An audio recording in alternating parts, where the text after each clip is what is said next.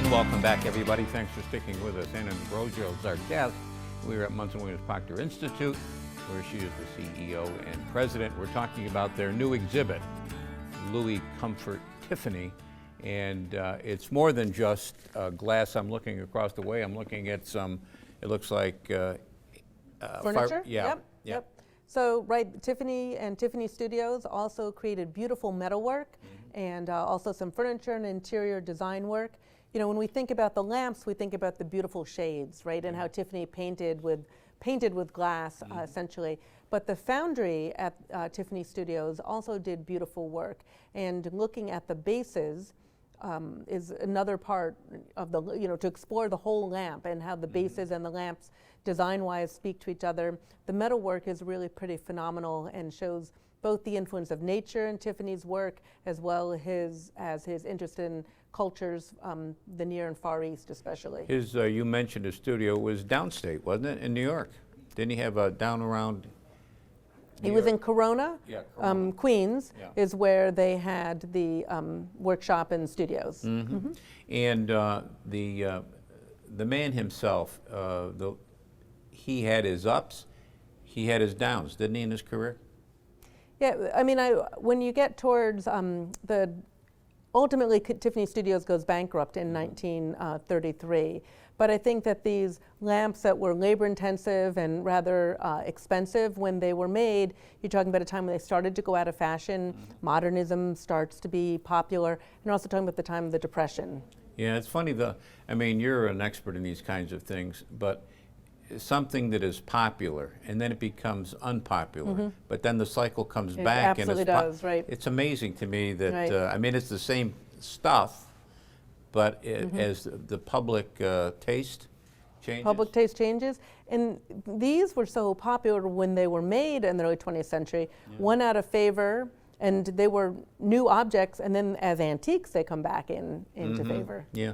I was looking at some of the sponsors of the exhibit. Maida Tiffany is one of your sponsors, yes?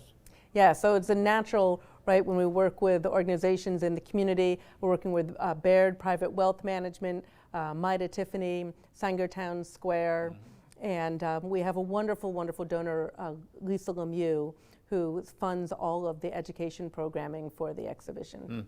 Where does, if they do it all, I Love New York come into this? So I Love New York is an essential sponsor for the exhibition when it comes to marketing.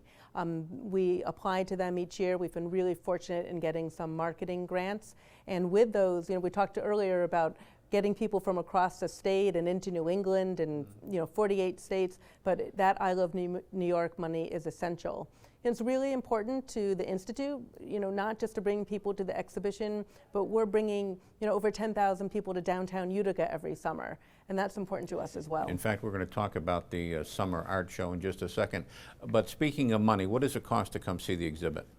So it is $12 for people who are not yet Institute members.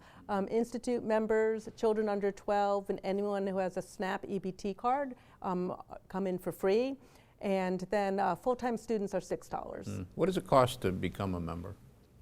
Let's see. So a family membership for a household membership is $80, and then it goes down from there for two-person households or a single. Of course, there's upper-level memberships as well, and we always appreciate those. When you want to come see an exhibit like this, that might be an advantageous time to join, yes?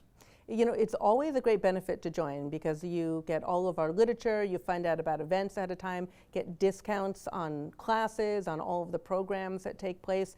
So it's a benefit to the Institute, but it's a real benefit to the members as well. And again, speaking of money, you're doing that Centennial Fund. How's that all work? We are. So 2019 is the 100th anniversary of the founding of Munson Williams. So it's our 100th birthday.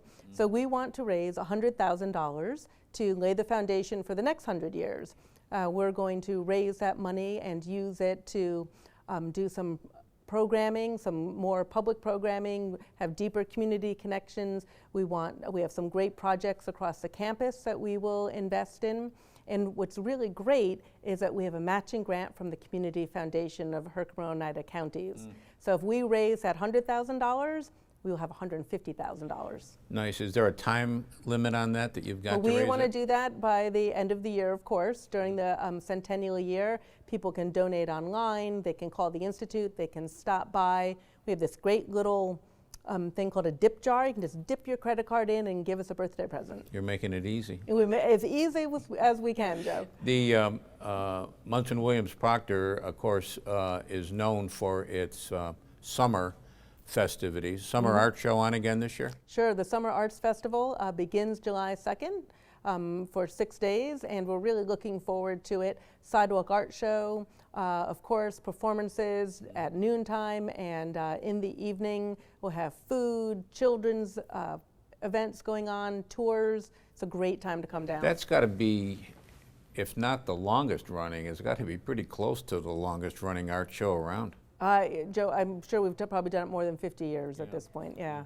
And you've also got, I was noticing the billboard when I came in, Sweet Escapes. What's that all about? Oh, so Sweet Escapes is a restaurant that used to be on Genesee Street, and they are now located in Fountain Elms at our Terrace Cafe. So they are running their business there. They're open for lunch every day, and also tea in the afternoon during special events. And great lunches and fabulous desserts and chocolates. You know, you mentioned how long the Institute's been around. You might think that everybody knows how it got started, but I can guarantee you that not everybody does know how it got started. Right, so we joke about our long name, Munson Williams Proctor Arts Institute, but Munson Williams Proctor is 3 generations of one family. You know, that came to Utica in the 1820s, and the last family member died in 1935. You know, the Institute has a great history. We're going to be talking some more about it. Anna D'Ambrosio is our guest. She's the CEO and president of Munson Williams Proctor Arts Institute, that long name. Short break, right back.